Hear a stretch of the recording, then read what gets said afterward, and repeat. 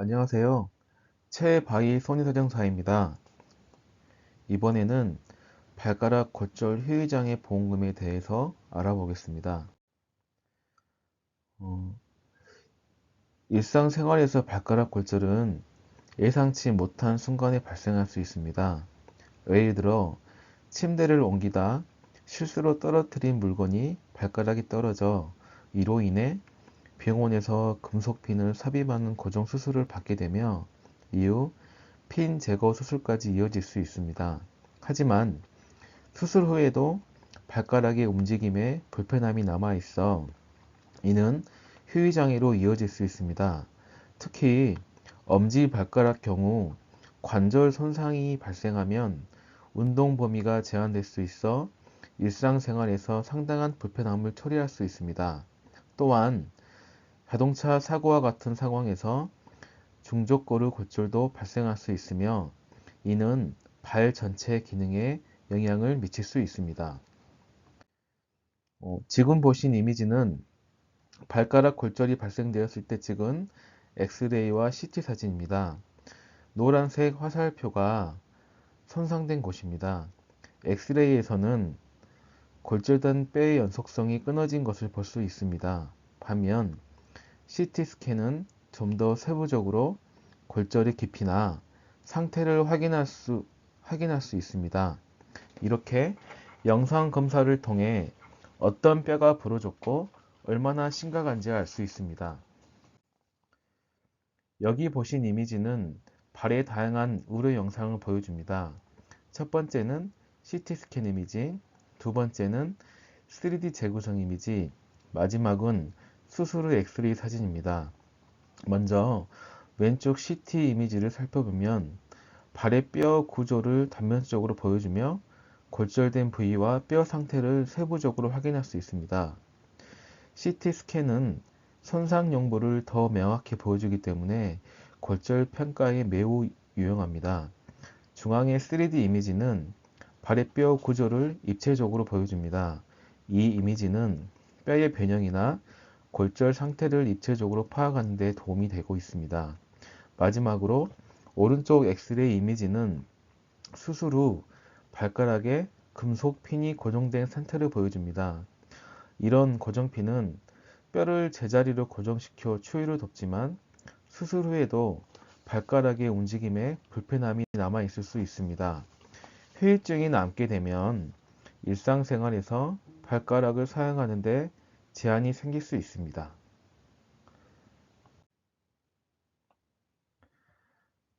그러면 평가 기준이 어떻게 되는지 알아보겠습니다. 첫 번째, 금속 내 고정물이 사용된 경우입니다.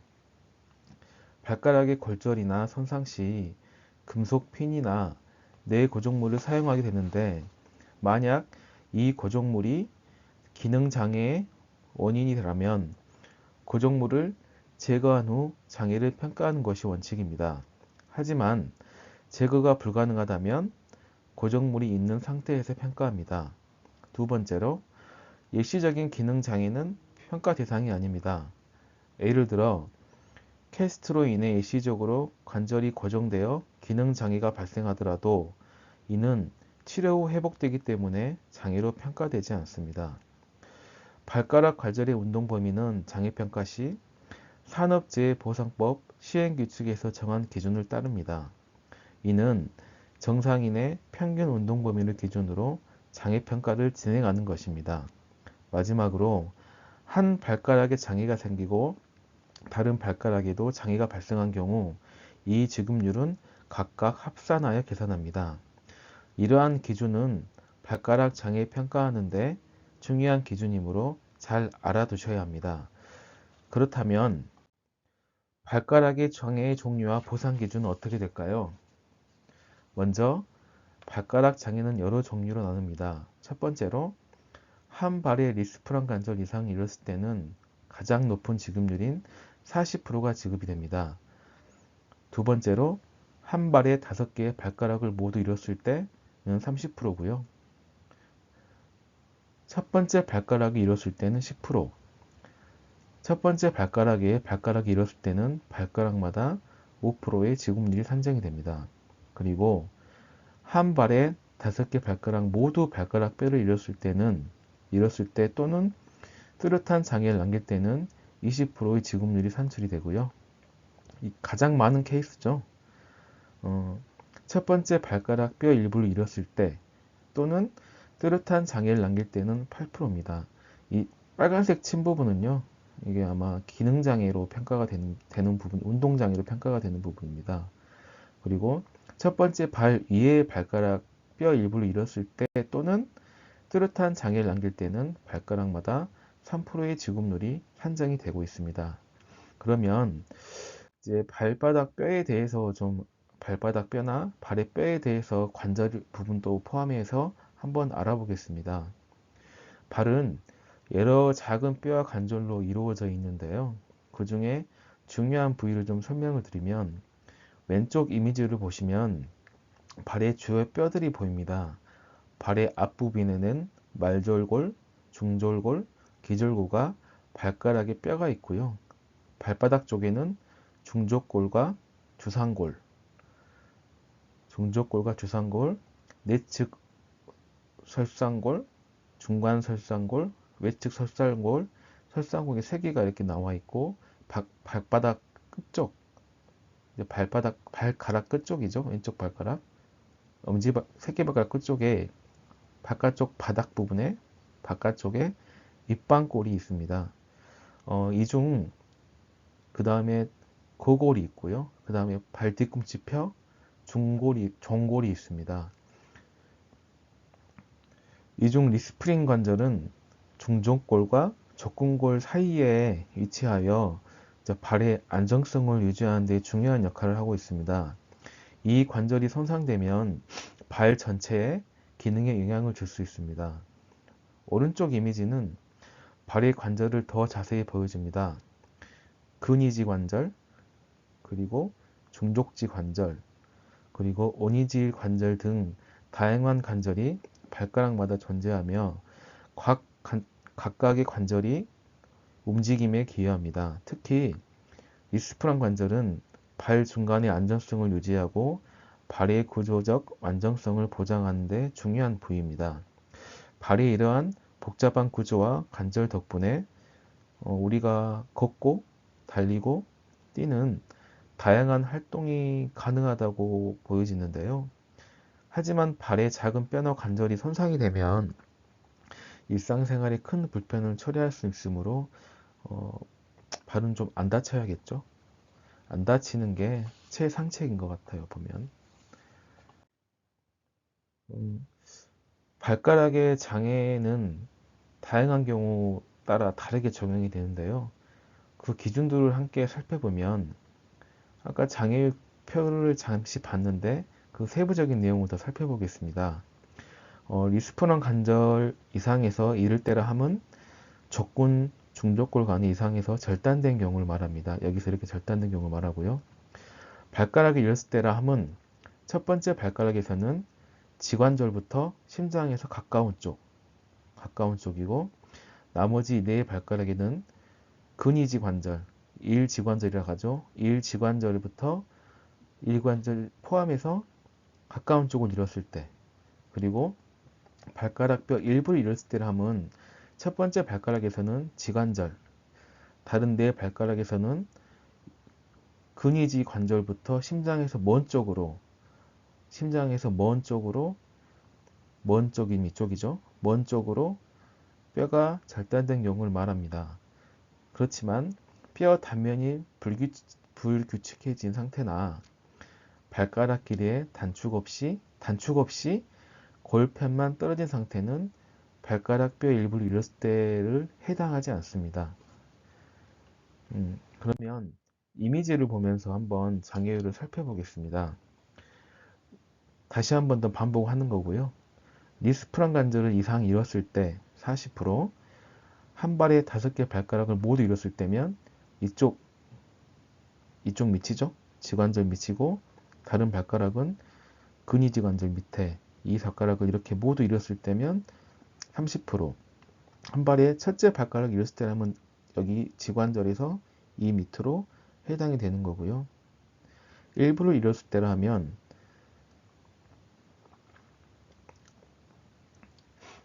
일부를 잃었을 때랑 이쪽은 하나의 5%고요.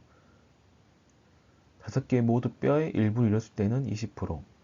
그리고 한 발의 첫째 발가락 뼈 일부를 잃었을 때 또는 뚜렷한 장애를 넘길 때는 8%. 그리고 한 발의 첫 번째 발가락 외에 이 나머지 발가락 외에 여기서 멀리 심장에서 몸 쪽으로 떨어져 나갔을 때는 3%에 해당이 됩니다.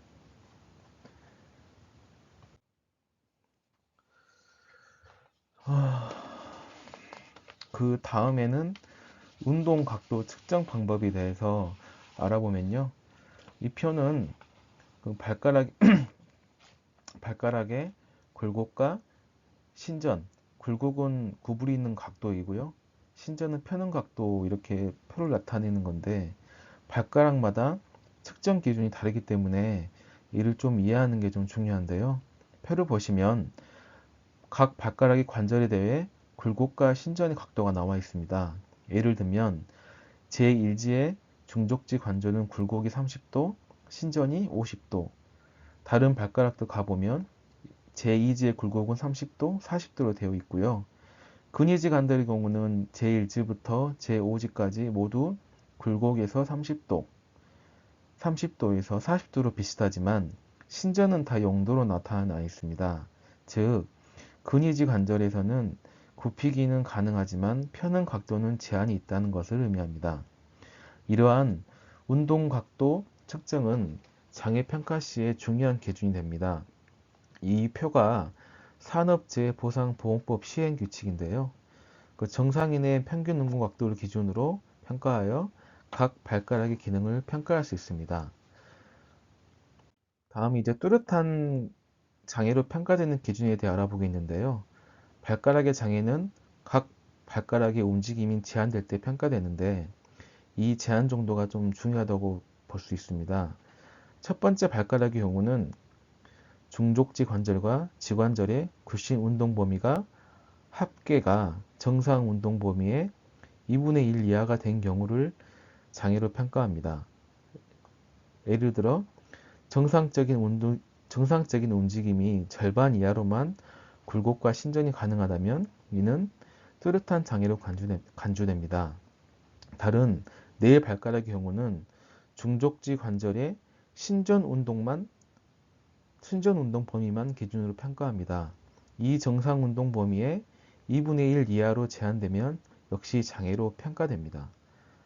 까치발이죠. 까치발을 들 수 있냐 없냐 이 차이인 것 같아요. 2분의 1로 제한되면 까치발도 들 수 없으니까 이 발가락의 운동 기능이 제한이 됐다고 평가하는 것으로 생각하시면 됩니다. 쉽게 예를 들면 일족지의 경우는 중족지, 근위지 합산이 110도에서 비교를 해야겠죠. 중족지 관절과 근위지 관절 운동 범위를 합산하여 평가를 하고요. 일반적으로 중족지 관절의 굴곡과 신전, 그리고 근위지 관절의 굴곡과 신전 총합이 정상 운동 범위 110도와 비교합니다. 따라서 정상 운동 범위의 2분의 1 이하로 제한된 경우 이는 장애로 평가되는데 예를 들어 정상 운동 범위 합계가 110도일 때 해당 발가락의 굴신 합계가 2분의 1이면 55도 이하로 움직일 수 있다면 이는 발가락의 뚜렷한 장애 8% 장애로 평가될 수 있습니다. 그러면 제1족지의 발가락의 경우는 중족지 관절의 신전 운동 범위만 평가가 기준으로 됩니다. 나머지 발가락들은 굴곡보다 신전의 운동 범위가 2분의 1로 제한되었는지 기준으로 장애를 평가하고 있습니다. 그러면 사례 1을 한번 들어보시면요. 먼저 내용 경위를 살펴보시면 풋살 운동 중 발가락에 손상을 입어 통증이 생겨 병원에 방문하였는데 진단명은 엄지발가락 골절 폐쇄성으로 S9240의 진단명이 나왔습니다. 검사 사항으로는 CT를 찍었을 것이고요. CT 확인 결과 우측 제1족지 내 측면 골절이 되었습니다. 그리고 2023년 5월 2일 금성내 고정술 후 7월 13일 금성내 고정물을 재고수를 하였고요. 아마 장애 평가는 6개월 아마 해에 24년도쯤에 평가된 걸로 확인이 됐는데 평가 내용을 보시면요. 우측 엄지발가락의 통통과 관절 운동이 제한된 상태이고요. 검사 결과 중족지 관절의 굴곡과 신전 각도가 각각 10도로 나타났고요. 근위지 관절의 굴곡과 신전 각도는 5도와 각각 5도와 0도였습니다. 이는 정상 운동 범위 110도와 비교했을 때 하나, 둘, 셋, 25도면 상당히 제한된 상태를 나타내고요. 이런 제한된 운동 범위를 기준으로 후위장애 평가가 진행이 되었습니다. 이번 사례에서는 제1족지, 즉 엄지발가락에 뚜렷한 장애가 남아있으며 이에 따라 지급률은 8%로 평가되었습니다. 이번 시간은 발가락의 장애와 후위장애 사례에 대해 살펴봤습니다. 발가락은 작지만 우리의 일상생활과 움직임에 매우 중요한 역할을 하고 있습니다. 작은 부상도 큰 영향을 미칠 수 있으니 우선 안 다치셨으면 좋겠고요. 여기까지 청취해 주셔서 감사드리며 앞으로도 더 도움이 되는 내용으로 찾아뵙겠습니다. 감사합니다.